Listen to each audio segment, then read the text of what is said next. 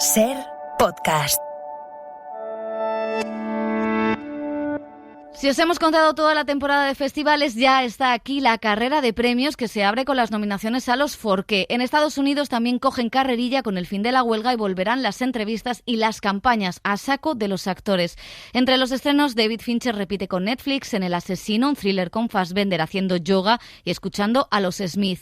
Es una propuesta para ver en streaming, pero ojo, en salas, el que brilla es el cine español, con Un amor de Isabel Coixet y El maestro que prometió el mar de Patricia Font. También tenemos superhéroes, documentales y series para un buen maratón. ¡Acción!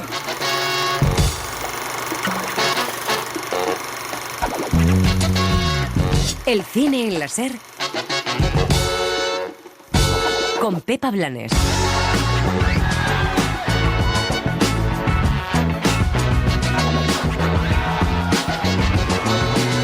Tras 118 días de huelga, los actores y actrices de Estados Unidos han llegado a un acuerdo con la patronal. Acuerdo tentativo que pone fin al paro más largo en la historia de Hollywood, con una negociación muy dura, pero necesaria para marcar las pautas de lo que serán las condiciones laborales en torno al futuro. Es una subida salarial del 7%, lo que han conseguido, un bonus para los contenidos en el streaming y protección frente a los malos usos de la inteligencia artificial. El temazo de aquí a unos años. Lo que ha ocurrido estos meses es histórico y muy relevante para el mundo de la cultura, pues la resolución positiva para los intérpretes, sumada a la de los guionistas, marca cómo van a relacionarse el resto de trabajadores y trabajadoras de la cultura.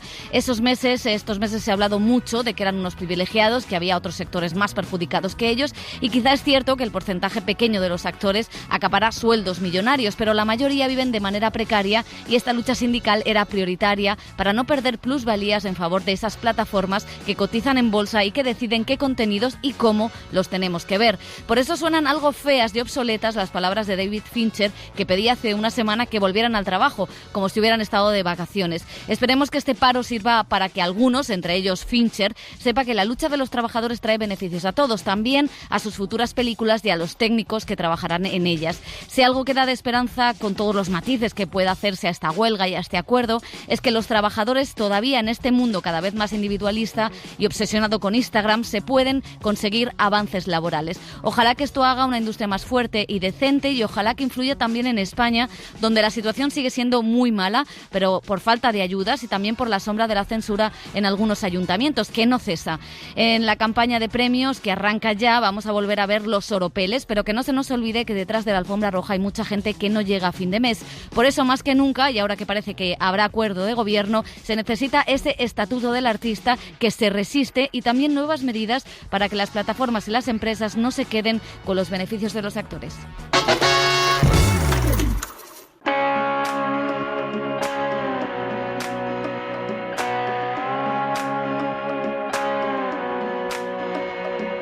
Le gris de Paris me tord l'esprit, je m'enfuis. Le désert infini, trésor, Memphis ou Nashville. La poussière des falaises au fond des yeux. Les motels où l'on s'endort amoureux. Hola, ¿qué tal? Bienvenidas, bienvenidos al Cine en la Ser, en una semana de desbloqueo. Elio Castro, José Manuel Romero, chakras desbloqueados. Estamos desbloqueados. O eso creemos. Desbloqueados y desinhibidos. Bueno, eso espero. Bienvenidos, bienvenidas. Buen combo. Bueno, decimos esto porque ha habido finalmente acuerdo entre la patronal y el sindicato de actores y actrices para poner fin a esa huelga de 118 días, casi 4 meses. Va a subirse el salario mínimo, va a haber una prima por los visionados en streaming, que era una de las cosas más peliagudas de la negociación, y también se verá qué se puede hacer en tanto a legislar esa inteligencia artificial que perjudica el trabajo de las estrellas. Hollywood se va a reactivar a lo bestia, con rodajes, con promoción y con una temporada de premios que empieza ya a la carrera. O sea, esto va a ser la locura. La locura y miedo me da, porque si durante la huelga muchos actores, especialmente en el último mes y medio, no han parado de hacer promociones encubiertas a través de publicidad, de desfiles de moda, publicistas que se han hartado de sacar a sus actores en portadas de revistas tipo Paul Mescal, Jeremy Allen White, el actor de The Bear. Ahora no me lo quiero ni imaginar cuando todos tengan la libertad para hablar, volver a dar entrevistas, hacer campaña, postear tuitear en sus redes sociales, y la verdad es que lo bueno para nosotros es que se reactivarán las entrevistas, y es verdad que creo que se nota cuando hay películas con actores, con estrellas, a nivel de promoción, el empuje que hay detrás, ¿no? Lo hemos visto un poco con Scorsese, que bueno, es una película complicada quizá para cines o para un tipo de público, pero que indudablemente una premiere o una alfombra roja con Leonardo DiCaprio y Robert De Niro pues te da un poco más de empaque a la promoción de la película. Sí, pero yo del acuerdo, fíjate, yo creo que lo más interesante es lo de la inteligencia artificial. Sí. Que me parece el gran tema, no solamente para el mundo de los actores, sino incluso para nosotros, para el mundo de los periodistas y de la radio en concreto, ¿no? ¿Qué va a pasar con esa plataforma que quiera tener a un actor porque lo ha pagado ya para una producción anterior y que lo quiera repetir y que diga, bueno, pues, legalmente no hay nada que me lo impida, ¿no? A ver qué pasa, ¿no? Porque eso... lo que hemos visto también, que es posible ya, que es utilizar a un actor que ya no está entre nosotros, ¿no? Que ha muerto, ¿no?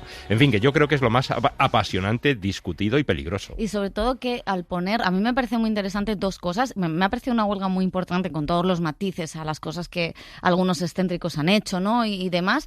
Me parece una huelga importante porque, y además demuestra, y que venga de un país como Estados Unidos, donde a priori el sindicalismo es una cosa como completamente diferente a lo que es en Europa, dice mucho y nos dice mucho a nosotros de no podemos permitir que haya un retroceso de derechos. Da igual que seas un actor, que seas un periodista o que seas lo que sea. Si pones, si te paras, si pones este foco, si te unes, puedes conseguir determinadas cosas. Y es verdad que a lo mejor podían haber conseguido mucho más, la presión es fuerte, la unidad siempre se resquebraja cuando la huelga se alarga, pero claro, el poner las bases para lo que va a ser la legislación de una inteligencia artificial, que sin esta huelga podría ser un sálveme quien pueda, el que tenga dinero sacará beneficios y el que no, ahí se pudra maldita, como diría Noemí Argüelles, pues me parece muy significativo. Y también eso, que conseguir que esa plusvalía que se estaban quedando las plataformas con un oscurantismo de datos, pues que eso se esté corrigiendo. No sé si se corregirá del todo, pero al menos se ha puesto el ojo ahí. Y eso me parece que es muy significativo y que en otros sectores y en otros países también es un reflejo. Si lo han hecho en Hollywood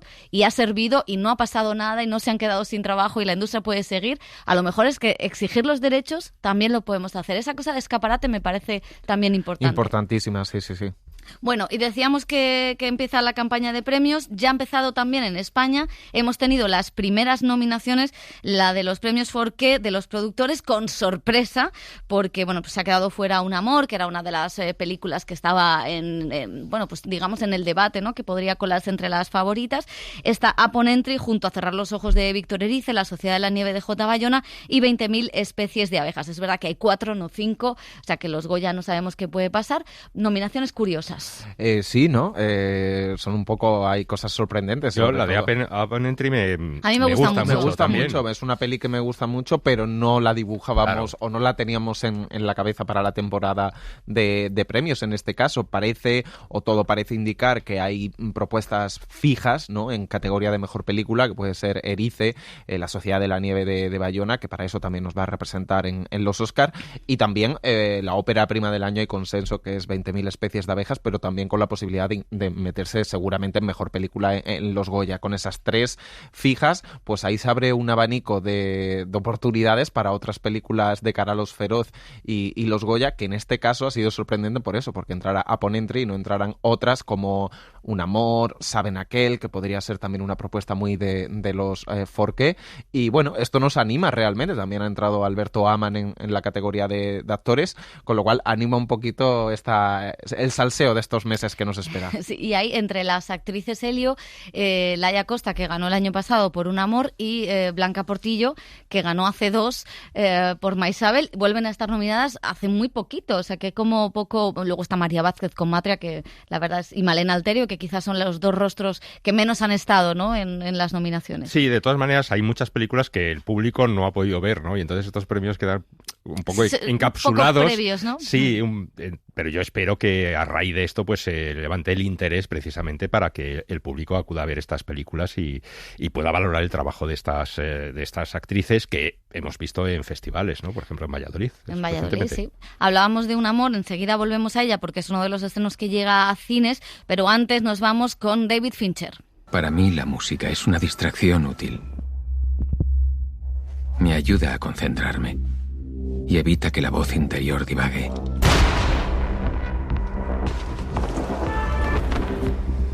Eso es lo que hace falta. Mi proceso es puramente logístico. Si soy eficaz, es por un hecho muy simple. Todo me importa una mierda. Sweetness, I was only joking when I said I'd like to. Michael Fassbender se convierte en un asesino a sueldo que trabaja haciendo encargos y matando a gente en este mundo capitalista. Es un tipo meticuloso, efectivo, que acaba envuelto en una emboscada. Adaptación del cómic francés de Jacques Hamon, que Fincher lleva a su terreno con un personaje narcisista, hastiado de todo, en una sociedad que ha perdido la moral, los valores, como en otros de sus thrillers, y que cuenta con cameo de Tilda Swinton. El director de Seven, del Club de la Lucha o de Zodiac, contaba en Venecia cómo había compuesto este personaje con el que no hay que empatizar y que escucha todo el rato a los Smith. La verdad es que no pienso en la película como una película de asesinos, la veo más como una película de venganza. Me interesaba mucho más la idea de que alguien dijera, solo haces esto porque te pagan. Y luego aquí tienes a un taxista, a una secretaria y a un abogado. Así que los cadáveres que va dejando a medida que avanza no encajan de ninguna manera, de ninguna forma, en su filosofía ni en la agenda que tiene para sí mismo. Tomamos algo que la gente sabe, entienden cuáles son los objetivos de un asesino, que hay mucho en juego y es algo divertido de ilustrar.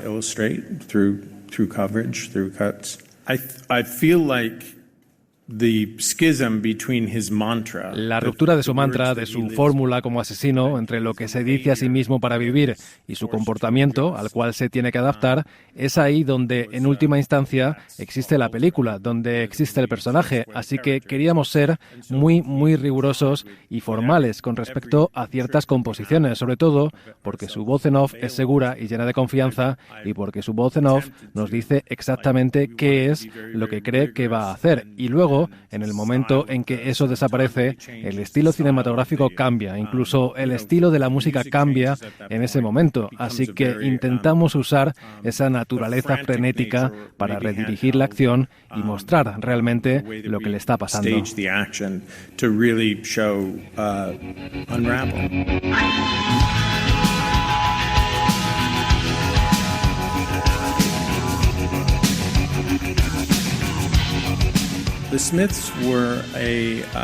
Los Smiths fue una idea que añadimos en postproducción. Sabía que quería usar How Soon Is Now, me encantaba la idea de esa canción como una herramienta específica para calmar sus ansiedades. Me gustó como cinta de meditación, me pareció divertido y gracioso, y no creo que haya una biblioteca de música de artistas que tenga un carácter tan irónico e ingenioso a la vez. No tenemos mucho acceso a quién es este tío. Pensé que a través de la música que escuchaba sería divertido, sería nuestra ventana hacia él. That would be our window into. I think if there's any similarity between filmmaking and being a professional assassin, it's that. Creo que si hay alguna similitud entre hacer cine y ser un asesino profesional, es que hay mucho en juego. Implica el uso de tecnología y tienes la oportunidad de grabarlo y lograrlo o no. Supongo que en esos aspectos hay algo similar. So in that case, I guess, in those respects, I guess they're similar. Bueno, un poco esquirol, pero muy buen director, David Fincher. Sí. La película es muy entretenida, la verdad es que la ves y sobre todo para televisión, ¿no? O sea, que es de estas películas que te mantienen todo el rato, pues, pendiente de lo que pasa. Me gusta mucho el punto de partida, que tampoco lo voy a decir porque también es un pequeño spoiler, pero sí ese asesino a sueldo que se ve obligado, ¿no?, a buscar a quienes le contratan, ¿no?, digamos así. Y luego, pues David Fincher había analizado el comportamiento de asesinos, de psicoasesinos o psicópatas, ¿no?, en Seven o en Zodiac, pero aquí lo hace de una persona fría, consciente absolutamente de cuál es su trabajo y de cómo lo ejecuta. Y la película tiene un punto también de The Game, ¿no? Porque es una película de constantes sorpresas, ¿no? como The Game.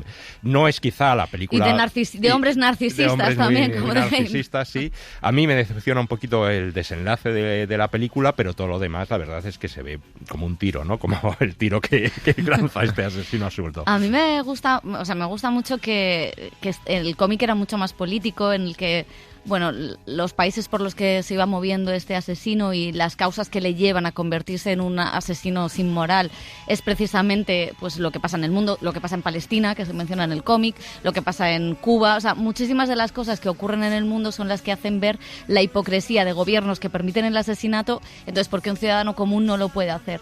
Y eso quizá que no está en la película, porque a Fincher le interesa otra cosa, es lo que me falta para entender a este personaje. Aún así creo que se entiende que hay una sociedad sin moral, una sociedad hipócrita, donde se permiten ciertos asesinatos, se permiten cierto quebrantamiento de las leyes y, sin embargo, uno que mata por dinero no lo puede hacer, ¿no? Hay como una reflexión que puede ser un poco perversa, pero que tiene su sentido cuando el mundo carece de normas o las normas del mundo ya nadie las cumple.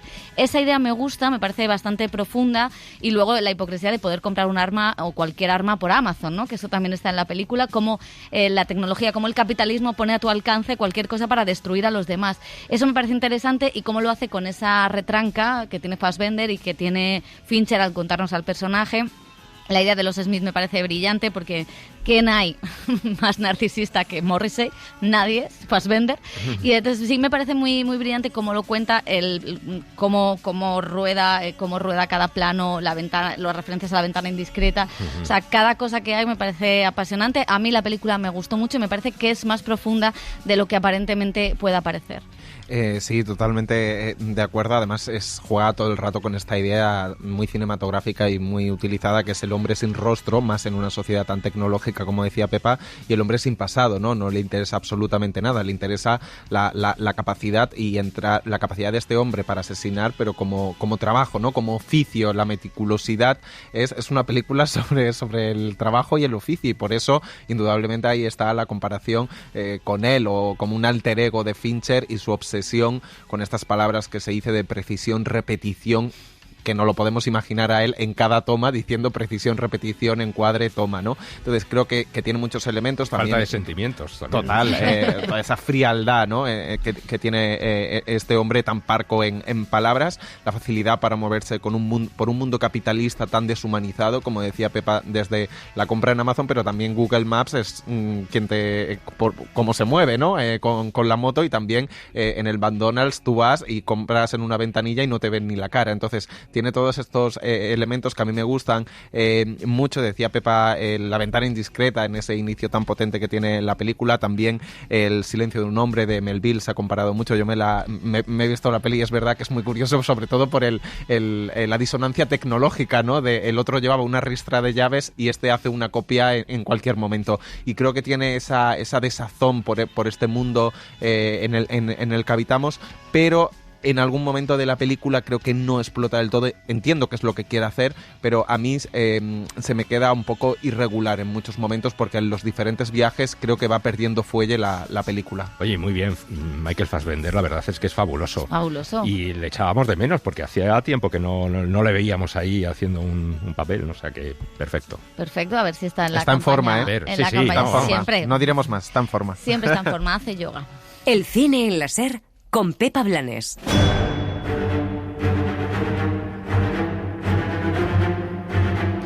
El asesino estuvo en algunos cines, en pocos, ahora llega a Netflix, es una pena que haya estado tan poco tiempo, pero lo que está, y en muchas salas, es de Marvels, nueva entrega del universo de estos superhéroes, los de Disney, que nos vuelve a traer a Brie Larson, Capitán América, tras haber recuperado su identidad. Ella y Miss Marvel tendrán que unir fuerzas para salvar el universo.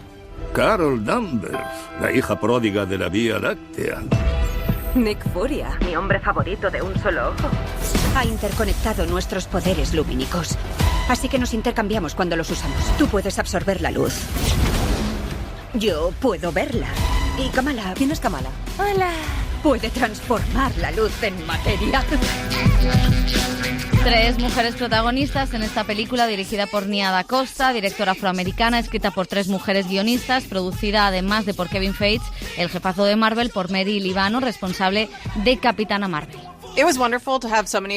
Fue maravilloso tener a tantas mujeres delante y detrás de las cámaras. En realidad el set era simplemente un espacio maravilloso, colaborativo y relajado en el que todos venían preparados y aportaban su máximo entusiasmo. Y además era un entorno en el que todos podíamos celebrar el género de los superhéroes y estos personajes. Y Nia Da Costa es una directora increíble. No solo es genial y tremendamente talentosa en su oficio, sino que también es una gran friki. Así que hacer esta película con otro fan fue algo realmente especial.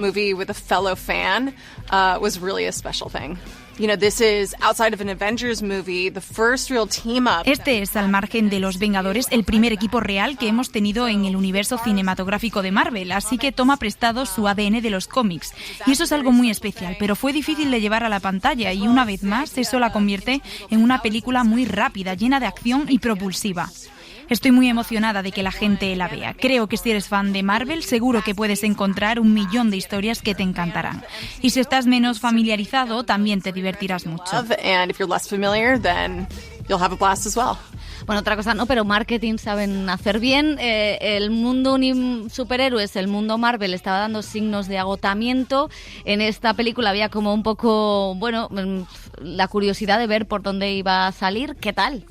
Yo confieso, absolutamente perdido y absolutamente aburrido. No sé si una cosa es consecuencia de la otra, pero de verdad es que lo veía como diciendo, pero esto, ¿de qué me están hablando? No sé, me parece floja. O sea, tú decías que están agotadas.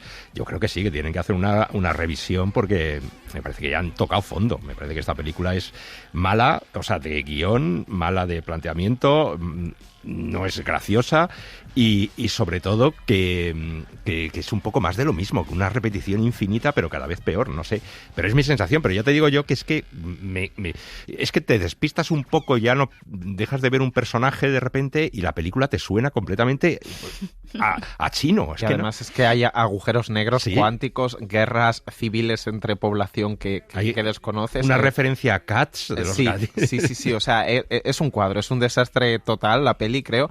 Y indudablemente el mundo superhéroes, especialmente el mundo Marvel, da síntomas de agotamiento. Ahora veremos cómo DC retoma con el nuevo jefe, pero realmente es que la preventa también ha estado muy floja. Esta película funciona.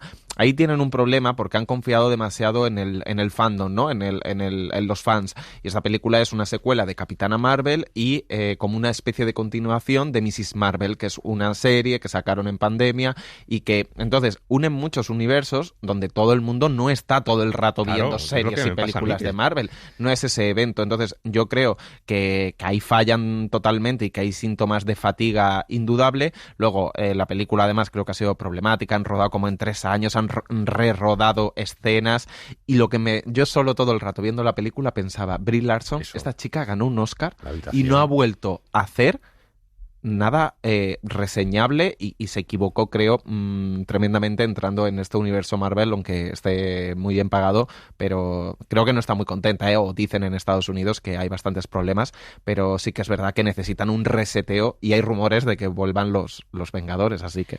Bueno, pues después de poner a caldo a Marvel, vamos con cine español. Llegan 2 de las grandes películas de la temporada. ¿No vas a vender más verduras? No, tarde o temprano pensaba dejar el huerto. Es una pena. Me voy a pasar la vida repartiendo verduras. Es quizá el personaje femenino de la literatura reciente más odiado. Nat fue creado por la escritora Sara Mesa para Un amor, una novela sobre encierros, vueltas al campo, deseos frustrados, que ahora Isabel Coixet lleva a la gran pantalla con Laia Costa en el papel de esa mujer en un ambiente hostil y usando el deseo como parte del trueque que impone ese nuevo mundo. ¿Qué te debo de las verduras? La voluntad. No sé cuánto es la voluntad. O me paso o me quedo corta, ¿qué te debo? Para la próxima la voluntad son 15 euros. Tú eres Andreas, ¿no? Y tú, Nat. Aquí todo el mundo sabe todo de todo el mundo. Bueno, la ventaja de estos sitios. Yo no lo llamaría ventaja. Y la entrevista de la semana a 3 bandas: Hugo Silva, Laia Costa, Isabel Coixet. Puedes adherirte a la película, puedes juzgarla, puedes juzgar a sus personajes, puedes juzgar al personaje de Nat, puedes juzgar al personaje de Peter y no puedes... Bueno, yo creo también Es importante a veces entender más, intentar entender más y juzgar menos, ¿no? Pero yo digo esto y soy la primera que juzga, ¿no? O sea, a mí me parece que Nat es una heroína y me parece que el personaje de Hugo es la hez. Que es una expresión que me gusta mucho. La hez, me encanta. La verdad es que tu personaje es derecho de réplica. No, derecho de réplica, una nuez. La heroína y la hez, por favor. No, me quedo con lo de Ed y además estoy muy orgulloso. De verdad, sinceramente. A Hugo le dicen, qué fácil haces de cabrón, ¿no? Sí. Qué bien te sale. Y siempre pienso, si supieran, soy peor.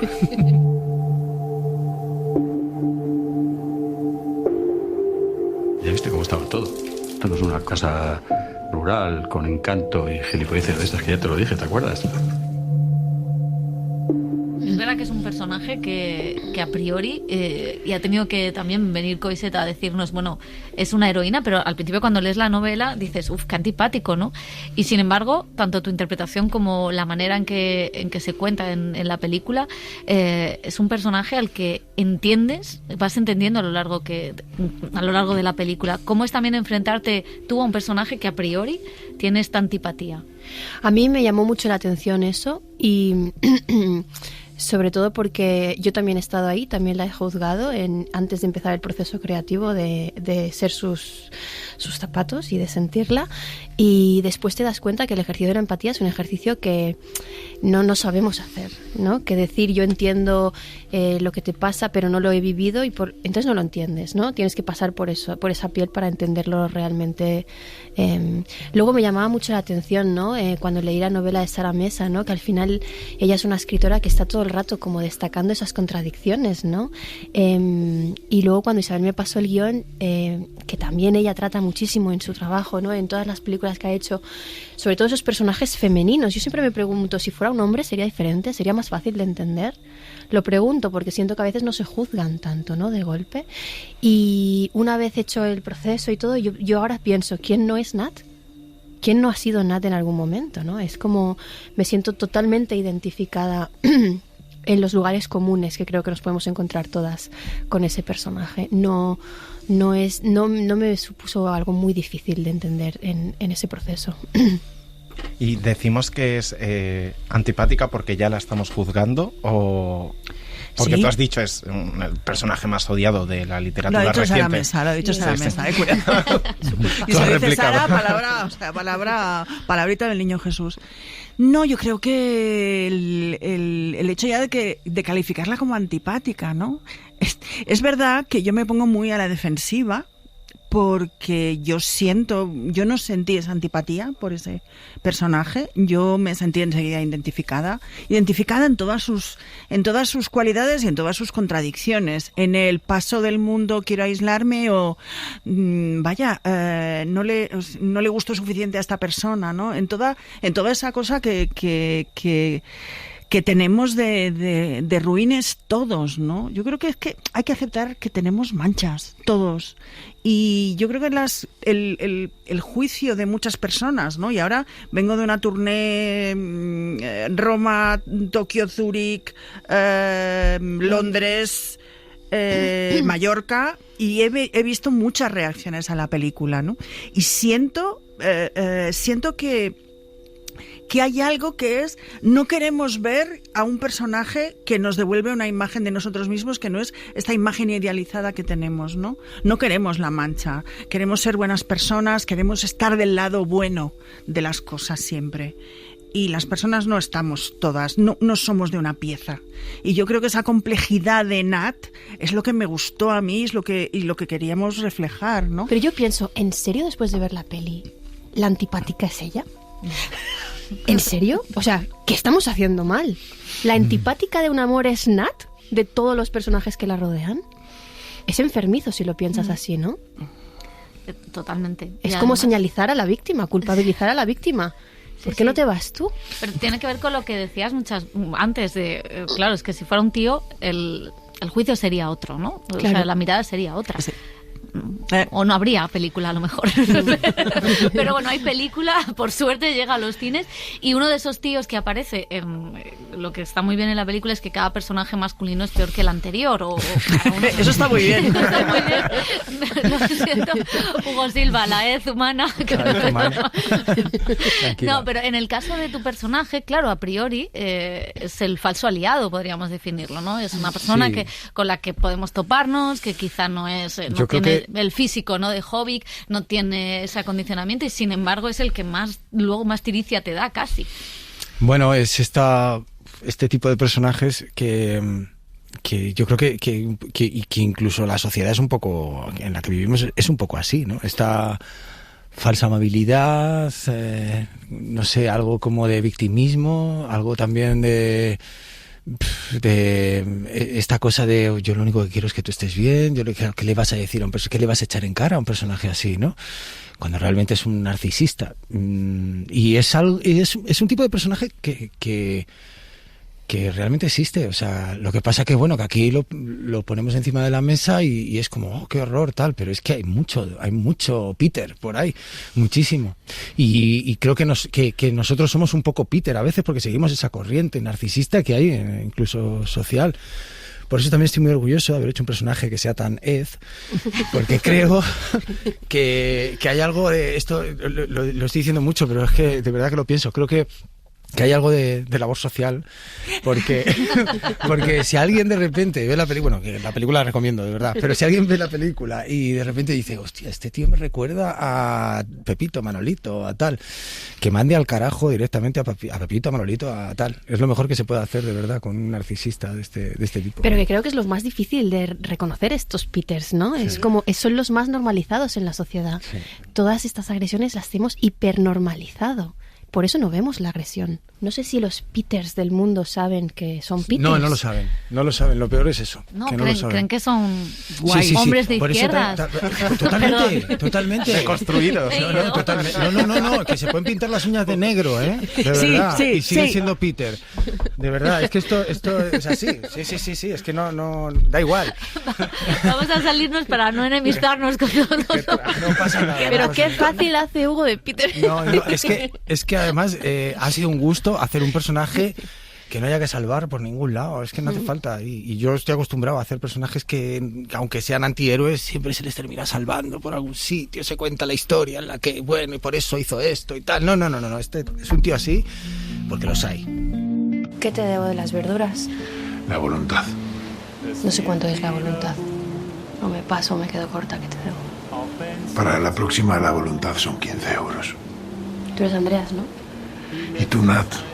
Aquí todo el mundo sabe todo de todo el mundo. Bueno, la ventaja de estos sitios. Yo no lo llamaría ventaja. Volvemos a lo mismo. El tabú está sobre el deseo femenino. Sobre qué es el deseo femenino, sobre cuál es la voluntad femenina. No está sobre cuál es la otra. El tabú está sobre eso. Y es interesante porque este año, entre todas las películas que se han estrenado en el cine español, hay muchas que indagan en el deseo femenino, rompiendo tabúes en muchas partes. No sé si hay una cierta tendencia a romper con esto, o en esto eres negativa. No, es cierto, y yo creo que se está explorando eso. No es solo el deseo, ¿no? La complejidad. Eso. Es decir, yo creo que no, diciéndolo de una manera muy bruta que quizá ofenda a ciertos espectadores, oyentes y espectadores.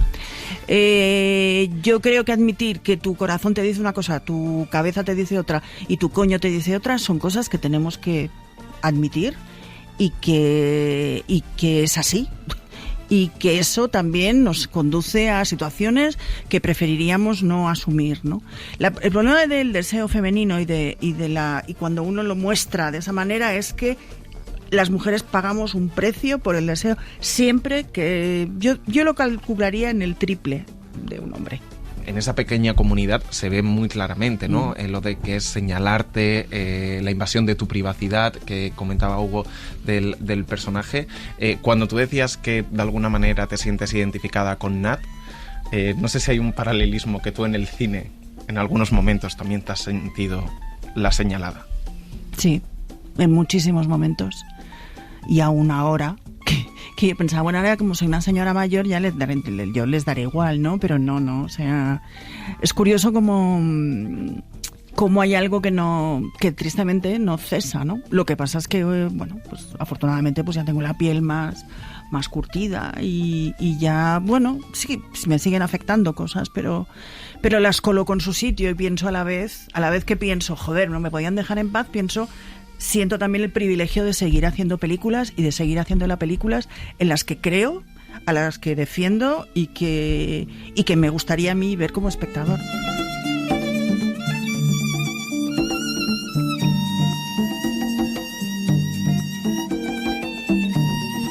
Bueno, pues es una de las adaptaciones más esperadas, película que estuvo en competición en San Sebastián. Jovit Keuskerian ganó el premio a Mejor Actor, la Concha de Plata Mejor Actor. ¿Cómo creéis que ha adaptado Isabel Coixet la novela de Sara Mesa? A mí me gusta mucho, es una de mis películas favoritas quizá de esta temporada del cine español. Era muy difícil porque la novela para mí es áspera, es incómoda, no es racional según nuestras convenciones o la manera en que tenemos de juzgar al mundo y especialmente a las mujeres y ciertos comportamientos, pero a la vez es muy estimulante, ¿no? Encontrarte con este tipo de personajes que se salen un poco de las casillas de la narración clásica o de los relatos que se han hecho, y creo que aquí lo desmonta todo Coixet muy bien en base al texto de Sara Mesa, y me gusta cómo te mete en esa tensión, cómo va componiendo encuadres. Es una directora excepcional y creo que insinúa muchas veces más que muestra, cómo entra en esa tensión en el pequeño pueblo, el señalamiento, la invasión de la privacidad, el mansplaining continuo de los hombres que van apareciendo por esa casa. Uno le quiere cobrar el alquiler, el otro le dice cómo tiene que hacer las cosas, cómo tiene que cuidar a un perro, y luego cuando emerge toda la cuestión, ¿no? del deseo, de ese sexo casi animal, tan físico, pero que luego desata comportamientos tóxicos, son enganche. Las mejores escenas de sexo en mucho tiempo, cómo una mirada femenina puede romper hacer algo que era muy complicado, pues, porque son escenas que realmente tienen que sonar a sucio, a bruto, a no deseado y a la vez deseado. Y cómo hace eso, la verdad es que para mí es una película, a mí también me ha gustado mucho. Y nada maniquea, luego tiene la complejidad de un personaje femenino que puede desear, que puede engancharse, que puede querer algo más, frente a un pragmatismo, choca contra un pragmatismo de un hombre que podría decir, bueno, me sigo por esta línea y a ver dónde llegamos, pero también los celos de ella en otro momento frente a otra chica. O sea, creo que es una película con tantas capas y tan rica en debates actuales que a mí me estimula muchísimo. Sí, es muy Coixet y a la vez es muy diferente al resto de películas que ha hecho Coixet, y sin embargo tiene todos los elementos de su cine, ese personaje femenino aislado, ¿no? Da igual que sea una base en la Antártida, da igual que sea una persona a punto de morir. Quiero decir que tiene ese personaje de Nat, salvando las distancias, se parece mucho a otros personajes del cine de Coixet, y sin embargo también cómo la película funciona como metáfora de la sociedad. Está el trueque, pero podría ser el dinero, y cómo ese trueque, como da igual lo que destruyes, porque las relaciones asimétricas siempre generan poder y siempre generan que uno esté por debajo de otro, sometido al otro, ¿no? Cómo lo muestra Coixet, que creo que incluso es mucho más visual que en la novela, muchas veces el personaje no se entendía, y aquí yo creo que al personaje lo entiendes perfectamente. Está estupenda Laia Costa, y sobre todo cómo esas distintas toxicidades de hombres muy diferentes, pero que todos acaban constriñendo a ese personaje femenino y a otros personajes de ese pueblo. Entonces me parece que es una adaptación muy difícil y que lo hace con bastante soltura, y es una de las películas que yo espero que esté en los Goya. Sí, y esa relación tan perversa también con lo rural, ¿no? Con una persona que llega a lo rural, huyendo, escapando de algo fantasmal, traumático, pero luego te encuentras ahí a los pijos de segunda residencia, al bohemio que cree que en el pueblo gestiona las cosas de una manera, a Jobbik, ¿no? Que está un poco más fuera de ese mundo del pueblo. Entonces creo que es muy interesante todas esas dinámicas que se plantean en la película y cómo las va sorteando y desarrollando de alguna manera. A mí me parece una gran película. Que ojalá que el público descubra por fin y valore a Hobbit Keuskerian, que le vimos en Antidisturbios, Sí. y que además de su imponente físico, que te da, pues eso, a veces un poco de reparo, porque dices, este hombre me es capaz de Por eso aquí estrujarte. está Aquí, aquí es genial Claro. con Laia, claro. Por eso, ¿no? Y me parece que es un actor descomunal. Bueno, pues hay otro estreno español, también con Laia Costa, El maestro que prometió el mar, que dirige Patricia Font y que adapta una novela sobre la historia real, la de un maestro catalán republicano que se enroló en esa nueva educación que trajo la Segunda República. Métodos educativos novedosos en una España que intentaba modernizarse al tiempo que era víctima de un golpe de Estado. Ese maestro es Enrique Auquer, que prometió a sus alumnos de Castilla llevarles a ver el mar, pero la guerra lo impidió. Una historia sobre memoria, sobre el poder revolucionario de la educación. Con Enrique Auquer hemos hablado de este proyecto tan especial.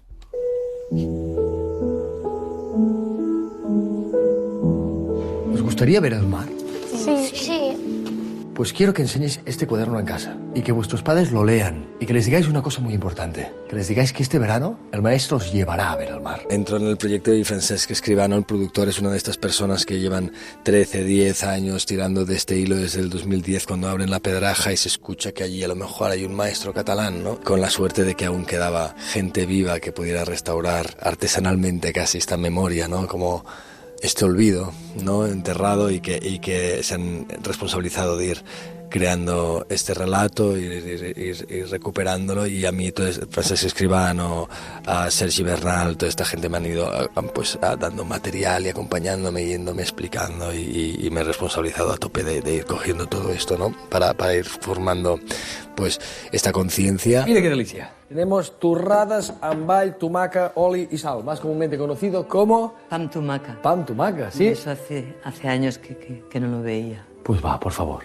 quédate. Yo estuve muy pesado con el acento catalán tan marcado porque que hubo muchas discusiones, sobre todo con el Francesc Escribano, el productor, que no quería que le hiciera y luego lo convencí y ahora está muy agradecido. Yo también, pero bueno, me sentí orgulloso de haberlo conseguido porque había dos factores que me interesaban, uno a nivel de histórico, ¿no? Como pensar que este personaje de Mont-Roig del Camp nació en Cataluña y en Cataluña se dio mucho este resurgir de todos estos maestros republicanos, que hubo un caldo de cultivo muy concreto en Cataluña y creía que históricamente pues esta catalanidad en algo tan puro como el acento que sale de lo más puro, ¿no? De la identidad más concreta, ¿no?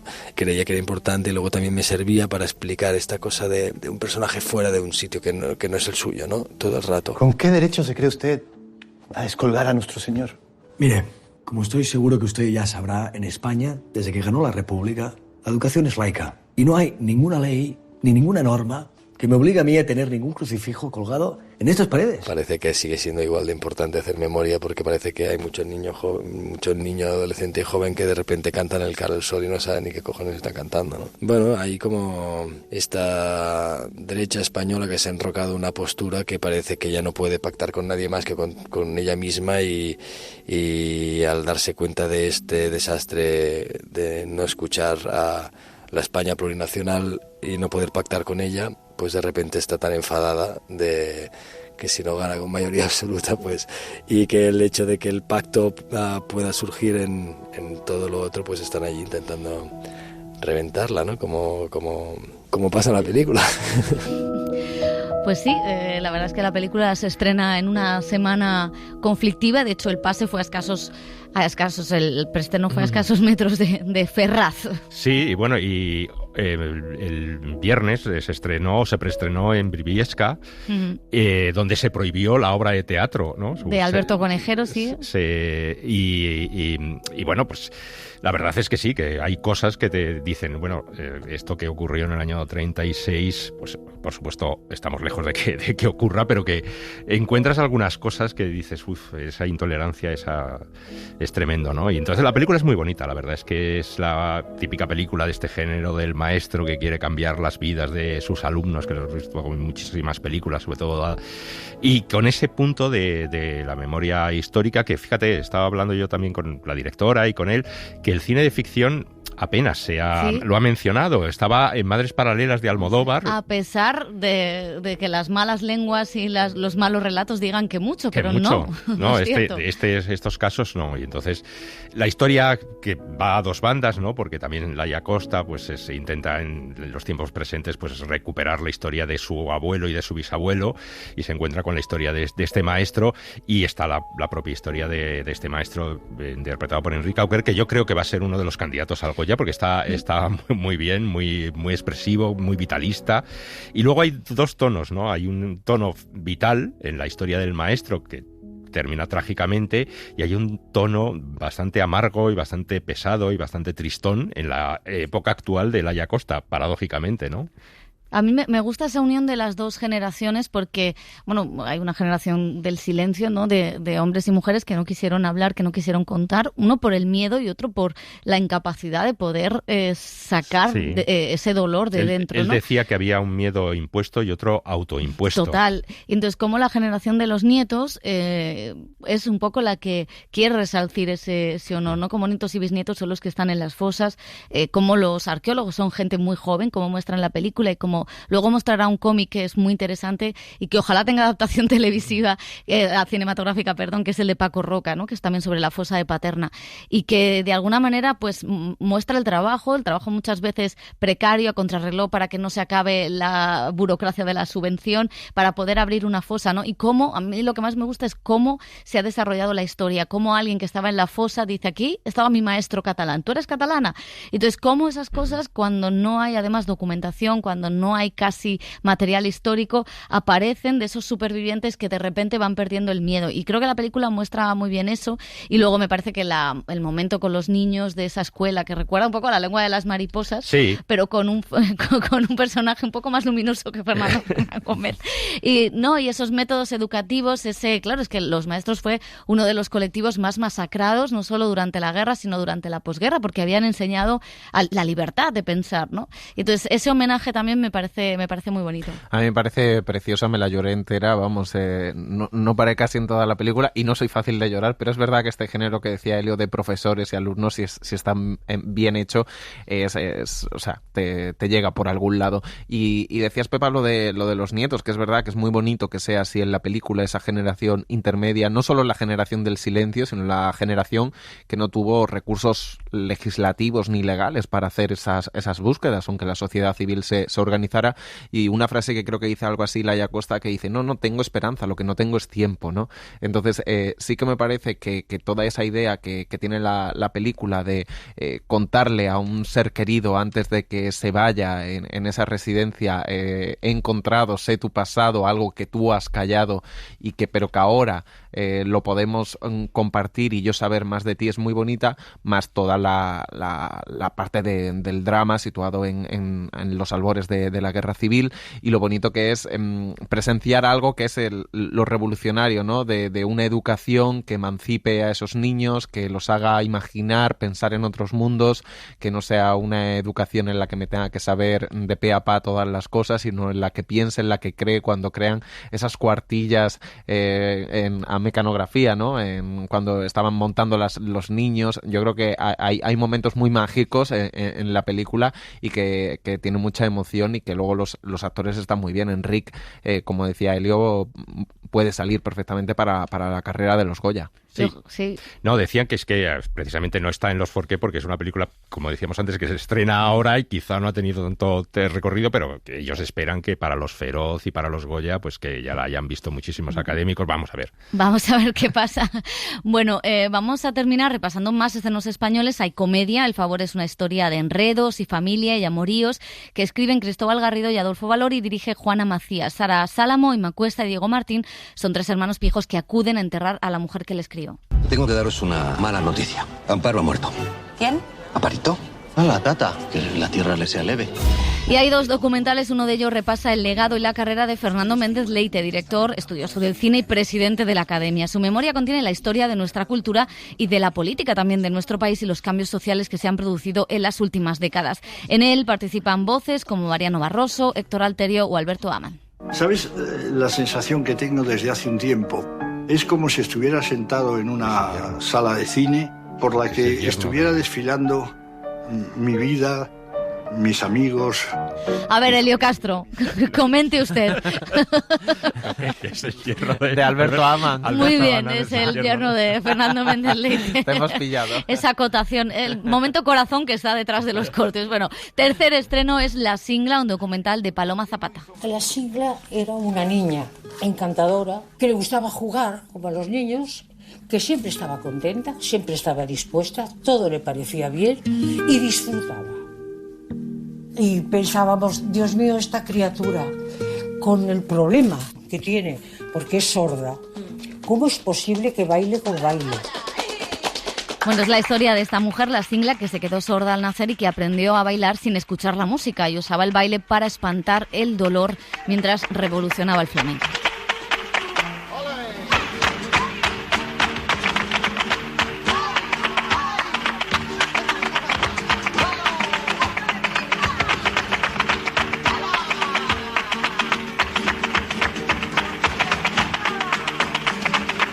El cine en la SER con Pepa Blanes. Las series.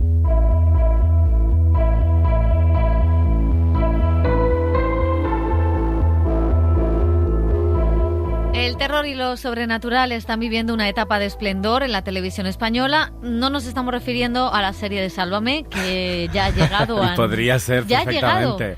Ya ha llegado a Netflix. Yo tengo muchísimas ganas. Todavía no la he visto, pero me voy a sentar en el sofá tu plan. este fin de semana. Es mi plan. Es tu The Crown. Y sé que el tuyo también, José, ¿eh? No. Confiésalo. ¿No lo vas a ver un poco? No, me cansa ya un poco. Vaya. En fin, él necesita el logo de Telecinco. Sí, necesito un poco cada cosa en su sitio. ¿Verdad? A la hora de la siesta. Sí. Madre mía. Pero bueno, tú no sabes ni de lo que estamos hablando, Pepa. No, casi. La siesta, no sé lo que es. Bueno, ya ha llegado a Amazon Prime una nueva serie fantástica que también pasó por el Festival de Sitges. Así que, Dani, vamos a conocer más cosas de Romancero. Sí, la trama de Romancero se desenvuelve en una Andalucía tan real como mítica, donde las brujas y los vampiros conviven con los maltratadores, los guardias civiles racistas y los inmigrantes precarios que trabajan en invernaderos. Romancero explora la huida de sus protagonistas, tanto de las fuerzas sobrenaturales como de las muy humanas. Oye, tú eres nuevo aquí, ¿no? ¿Cómo que no? Yo no te he visto nunca. ¿Estás nuevo aquí? ¿Es nuevo? ¿Tú tienes papeles o te has escapado de un centro? Yo no quiero problemas. Yo tampoco. Vacíate los bolsillos, anda. La serie se nutre de la literatura gótica, la poética lorquiana y el folclore esotérico, con una narrativa simbólica y una estética que remite a las raíces más profundas del género de terror. El guión es de Fernando Navarro, conocido por sus anteriores éxitos como Verónica o Venus, y la dirección de Tomás Peña, que ha trabajado en videoclips para artistas de renombre. El elenco lo encabezan, entre otros, Ricardo Gómez y Willy Toledo, como esos agentes de dudosa moral, y Belén Cuesta. Y con esos tres actores has hablado sobre su trabajo en Romancero y esa representación de una Andalucía muy cañí. Se habla del terror, de un terror más fantástico o fantasioso, pero que el terror real y el peor terror que se cuenta en esta serie es el que les pasa a los personajes reales. Y yo creo que está muy integrado en eso, cómo a través de algo fantástico se cuentan unos miedos y se cuentan unos problemas que todos tienen y unas sombras, ¿no? Sí, yo creo que una cosa que han hecho de manera muy inteligente Fernando y Tomás es como disfrazar la serie de algo como disfrazar la serie como de un entretenimiento muy a lo grande, como de una superproducción con bueno, pues esto, como estos dos chavales adolescentes que les están persiguiendo, que no sé qué, pero realmente lo que se está contando, la historia que cuenta es una historia muy, muy cruda, es una historia de gente un poco excluida de la sociedad, pero que a la vez están un poco como perdidos, están en un momento de sus vidas pues a punto de estallarles todo, están hastío, realmente, bueno, en el caso de Willy y mío somos dos personajes que por una cosa o por otra representamos como todo lo malo, lo asqueroso que puede haber en la sociedad. Entonces, como que yo creo que tiene una parte de la serie que hace los fuegos artificiales, que tiene que ver como con las cosas más fantásticas, pero en el fondo el terror vas hablando de las cosas, digamos, más cotidianas. Tú te quedas en casa, de esto me encargo yo. Eso deberíamos hacer los dos, quedarnos en casa y rebobinar como si no hubiera pasado. Ya. Pero ha pasado, Teo. Pero es que ha sido un accidente. Tú lo has visto, ha sido un accidente. he visto nada. Es un mundo real, quiero decir, no es... Eso existe, está ahí, lo tenemos al lado, ¿no? Y existe en todas las periferias de todas las ciudades grandes, ¿no? Y en Almería existe allí también por la idiosincrasia propia de la tierra, de los trabajadores migrantes, de los invernaderos, de la explotación, y de alguna manera se va retroalimentando toda esa miseria humana que hay, no solo económica y material, también de otro tipo que se va contagiando de unos personajes a otros. Y eso es lo que contaban, ¿no? Que realmente la maldad y el vicio y está en los personajes reales. ¿Qué hace el niño? ¿Está durmiendo? Se despertó cuando vinieron, pero ahora está dormidito aquí. Pues cuando estés lista para irte, coges al niño y te vas. ¿Me oyes? Fernando ha querido rescatar estas cosas de Lorca o esta cosa de esta Andalucía poética, pero la poética también está en esta cosa estética tan de ahora, tan cañita, ¿no? No sé, con esta mezcla de músicas que han hecho, ha sido como muy interesante, yo creo, verlos trabajar juntos en ese sentido, ¿no? Sí, yo pienso que es una modernización de lo de toda la vida, o sea, es decir, es coger un puñado grandísimo de elementos históricos españoles y digamos que hemos visto millones de veces e intentar hacerlo para todo el mundo. O sea, una de las obsesiones de Tomás es tenemos que contar algo muy nuestro, pero que flipen en Corea. Se han organizado por redes sociales para venir hasta aquí. Tienen ni un duro y todos con móviles. Han venido mucho. Sí que me he dado cuenta con el tiempo, y en Romancero se ve muchísimo, cómo el terror y el cine fantástico es un instrumento buenísimo para contar otras cosas. Por ejemplo, Mars Attacks, ¿no?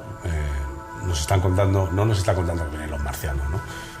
Hay un trasfondo argumental dentro de esa película de marcianos que va mucho más allá de la propia invasión marciana, ¿no? Y en el caso del Romancero también. Es una alegoría, es una manera de contar todo lo que están contando los personajes reales de alguna manera a través de ese género fantástico que yo con los años me he dado cuenta de que es fantástico en el sentido de utilizar el género para, pues por ejemplo, La Noche de los Muertos Vivientes, ¿no? Todo ese tipo de películas que al final lo que te están contando es algo muy distinto a lo que a simple vista se ve.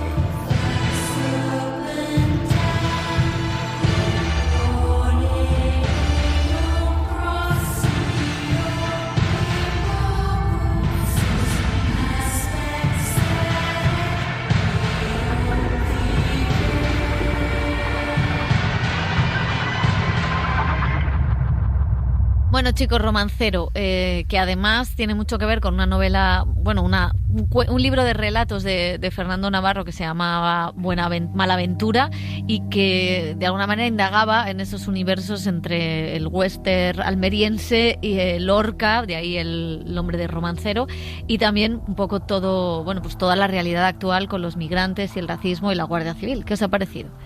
A mí me parece una propuesta bastante interesante. Creo que tiene muy difícil llegar al público masivo, pero estéticamente, sobre todo, me parece estimulante.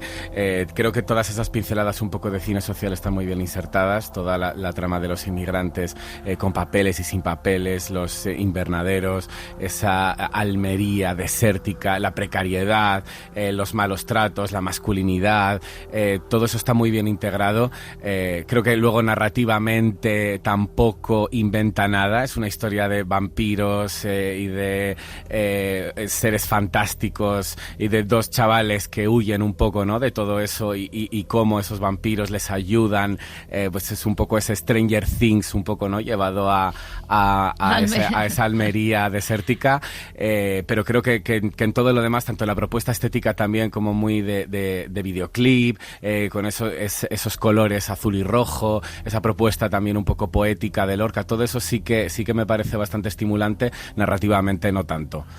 Sí, yo creo que tiene elementos interesantes y que la historia está bien, tampoco inventa nada.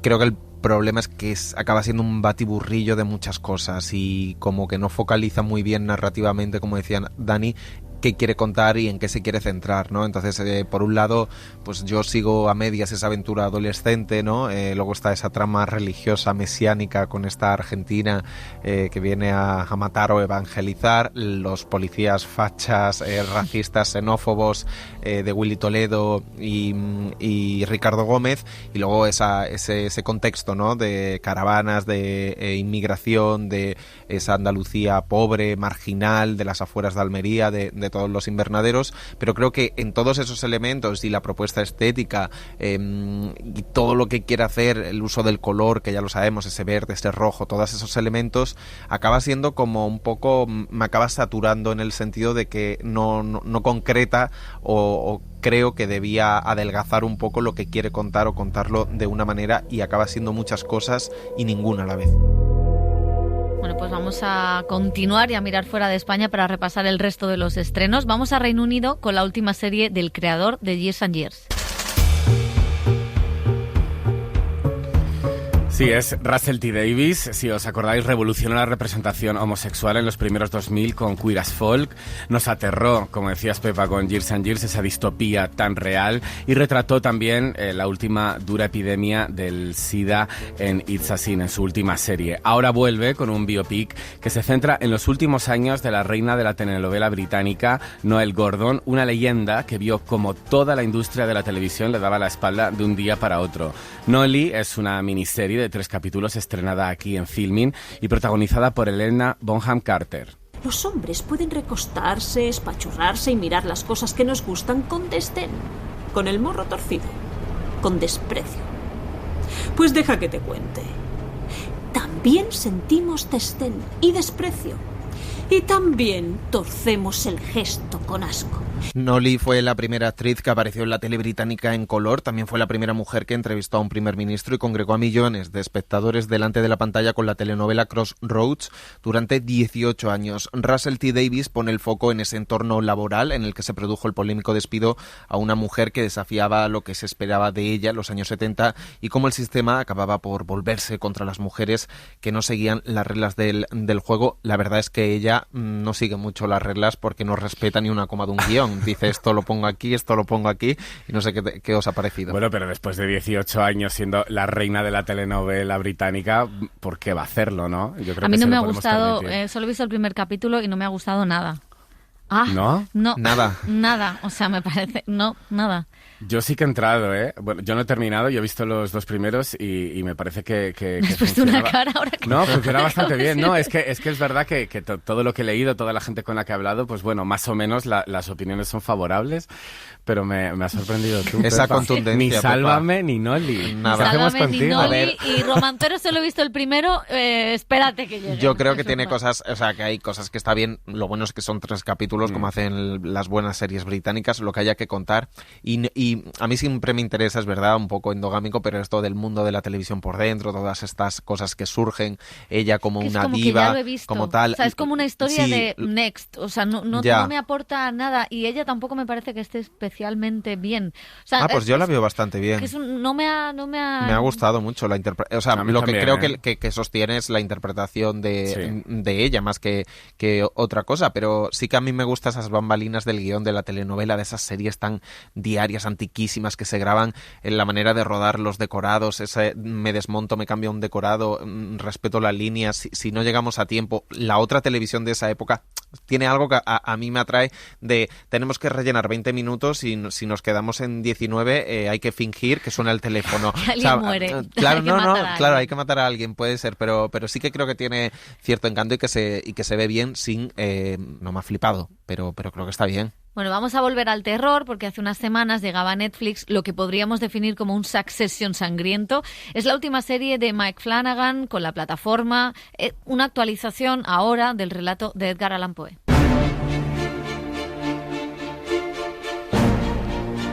Sí, la relación del guionista, de Mike Flanagan, y director también, con Netflix ha sido siempre muy regular. Después de la sorpresa de La maldición de Hill House, las notables, La maldición de Bly Manor y Misa de Medianoche, hemos tenido que soportar otras no tan buenas, como El Club de Medianoche. Mike Flanagan se despide de Netflix con este último proyecto, La caída de la casa Asher, una miniserie basada en la obra de Edgar Allan Poe, en la que la protagonista es una familia que posee una farmacéutica que se ha enriquecido a costa de la crisis de los opioides. Un patriarca y varios hijos enfrentados, como decías, un Succession en el que se matan literalmente. Lo último que hizo mi madre en esta vida fue matar a un hombre poderoso. Y llevamos ese secreto con nosotros. Y la amamos más por eso. Flanagan ha tomado varios elementos de varias obras de Edgar Allan Poe para rendirle un homenaje con guiños a los nombres de los personajes literarios y el famoso cuervo revoloteando por encima de cada una de las absurdas muertes. Es su última serie para Netflix. El resto de su obra pues ya la veremos en principio en Amazon Prime Video después del contrato millonario que ha firmado con la compañía.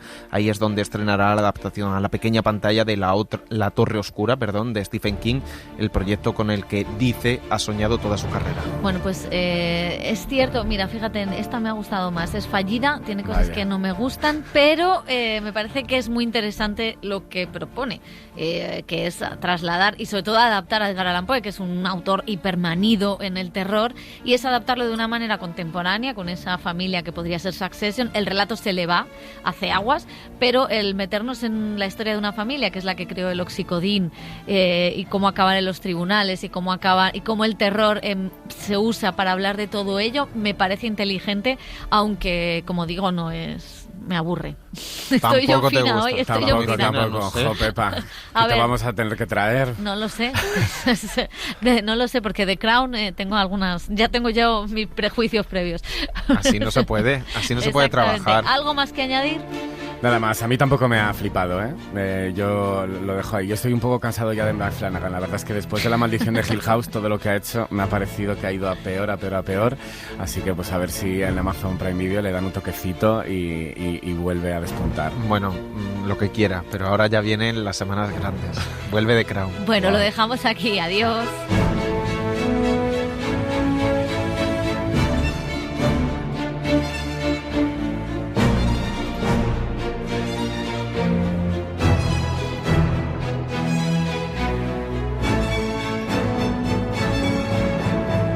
El cine en la SER con Pepa Blanes.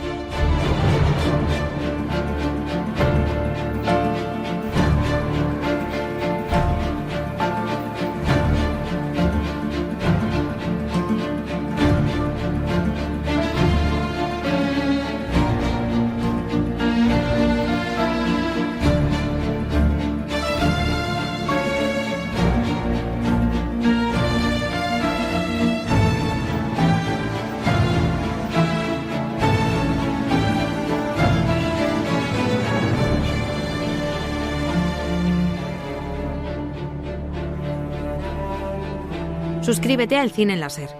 Escúchanos en directo en la SER los sábados a las 7:30 de la mañana y los domingos a las 3 de la madrugada. Cadena SER. La radio.